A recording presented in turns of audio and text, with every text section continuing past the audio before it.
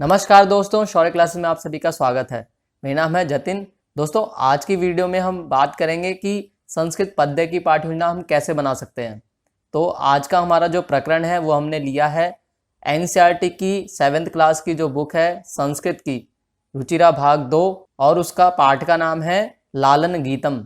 चलिए दोस्तों, देखते हैं कि संस्कृत पद्य की पाठ योजना हम कैसे बना सकते हैं। दोस्तों, जब भी हम कोई संस्कृत पद्य की पाठ योजना बनाते हैं तो उसमें सबसे पहले कुछ सामान्य चीज़ें लिखनी बहुत ज़रूरी होती हैं।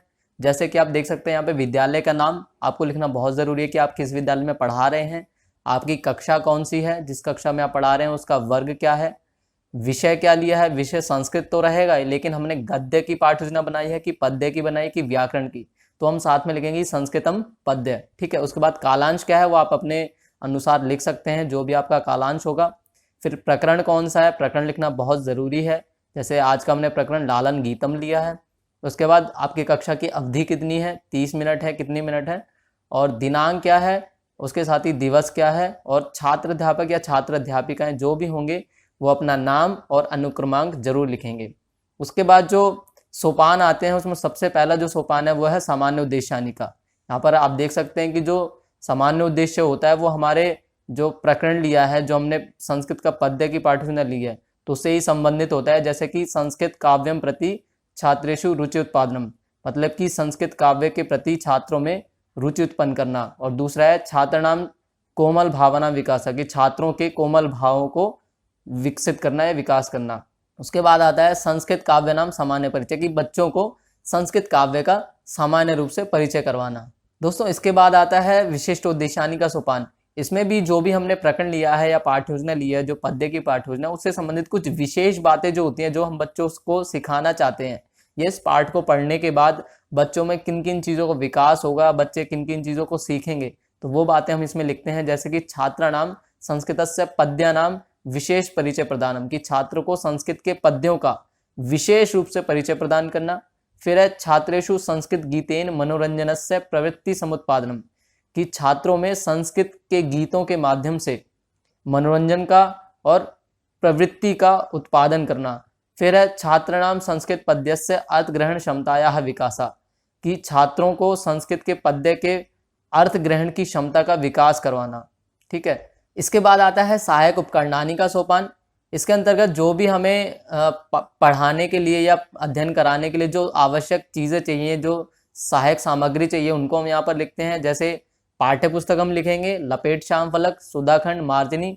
और दोस्तों, अगर आप ऑनलाइन माध्यम से पढ़ा रहे हैं तो इसके अंतर्गत आप चार्ट, फ्लैश कार्ड और पीपीटी इत्यादि का भी प्रयोग कर सकते हैं और यहाँ पर लिख सकते हैं।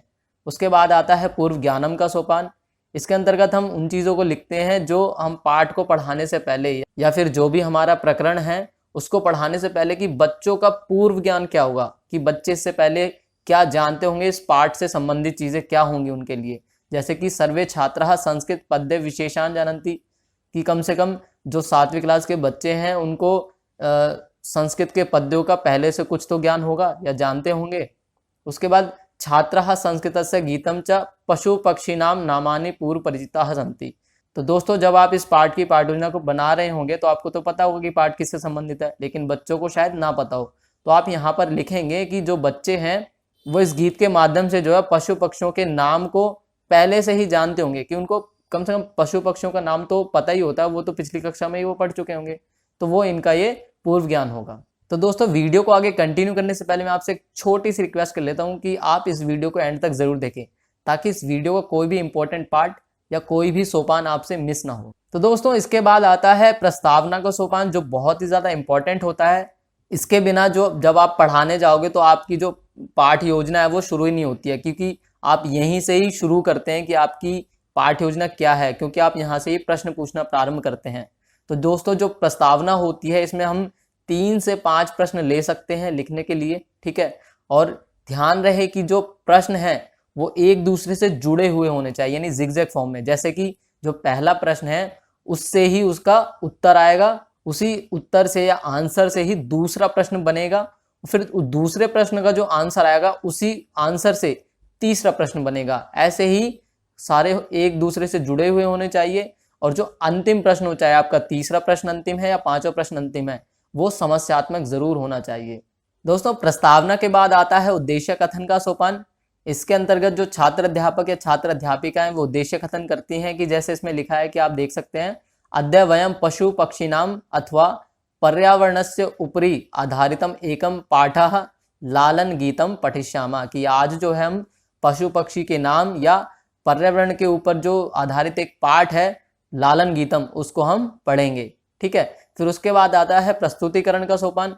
प्रस्तुतिकरण के सोपान में जो हम पंक्तियां ले रहे हैं पद्य की, ठीक है, जितना या हमारा श्लोक है या पंक्तियां हैं या पद्य है, कुछ भी चीजें जितना हमें एक दिन में या आज के पाठ योजना में पढ़ाने वाले हैं उतना ही हम यहाँ पर लिखेंगे, सारा नहीं लिखेंगे।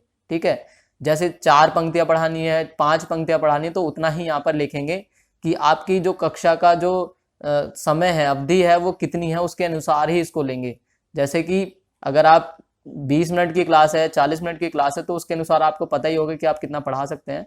तो यहाँ पर 4 या 5 आराम से आप पद्य पढ़ा सकते हैं। ठीक है। तो उनको यहाँ पर इतना लिखेंगे। फिर आता है आदर्श वाचन का सोपान। आदर्श वाचन के सोपान में जो छात्र अध्यापक की छात्र अध्यापिका होती हैं वो क्या करेंगे कि उचित स्वर और भाव स्फुटीकरण के माध्यम से गति, यति और लय के अनुसार पद्यांश का उच्चारण करते हैं और छात्र इसको ध्यान से सुनते हैं। दोस्तों आदर्श वाचन के बाद आता है अनुवाचन का सोपान। इसमें जो छात्र अध्यापक या छात्र अध्यापिकाएं होंगी वो छात्रों को क्रमशः एक एक करके अनुवाचन करने का निर्देश देंगे कि आप इस पद्य का अनुवाचन कीजिए। दोस्तों अनुवाचन के बाद आता है अशुद्धि संशोधन का सोपान। इसके अंतर्गत जो छात्र अध्यापक या छात्र अध्यापिकाएं हैं वो अनुवाचन के समय में, जब छात्र अनुवाचन करते हैं तो उस समय उनमें जो उच्चारण की अशुद्धियां होती हैं, ठीक है, वो जो गलतियां करते हैं उच्चारण करने में, तो उनको वो श्यामपट्ट पर लिखेंगे और श्यामपट्ट की सहायता से उनके जो दोष होंगे, जो गलतियां होंगी, उनका निवारण करेंगे या उनको जो बताएंगे कि क्या सही शब्द है, कैसे उच्चारण करना है।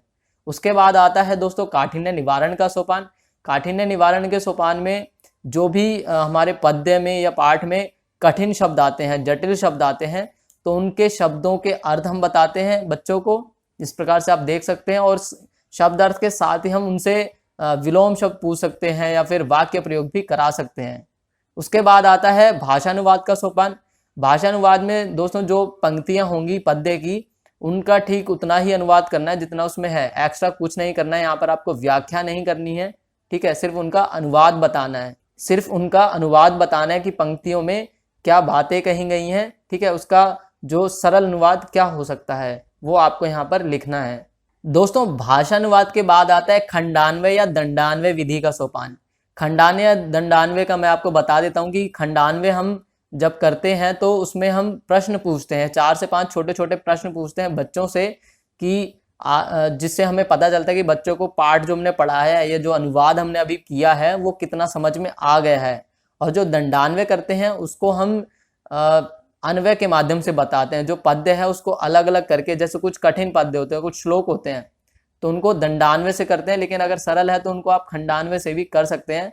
और जैसे कि यहाँ पर लिखा है कि पाठ प्रवर्धनम खंडान्वय विधिना चित्र माध्यमेन च, कि आप खंडान्वय विधि के अंतर्गत जो पाठ का प्रवर्धन करते हैं, यानी पाठ को आगे बढ़ाते हैं, बच्चों को जो समझाते हैं, वो चित्र के माध्यम से भी कर सकते हैं। और खंडान्वय विधि यानी कि जो खंड खंड करके, यानी कि जो प्रश्न पूछते हैं वो छोटे छोटे प्रश्न पूछ कर आप यहाँ से 4 से 5 प्रश्न पूछ सकते हैं, तो उससे आपको पता चल जाएगा कि बच्चों को कितना जो पद्य है या पाठ है समझ में आ रहा है।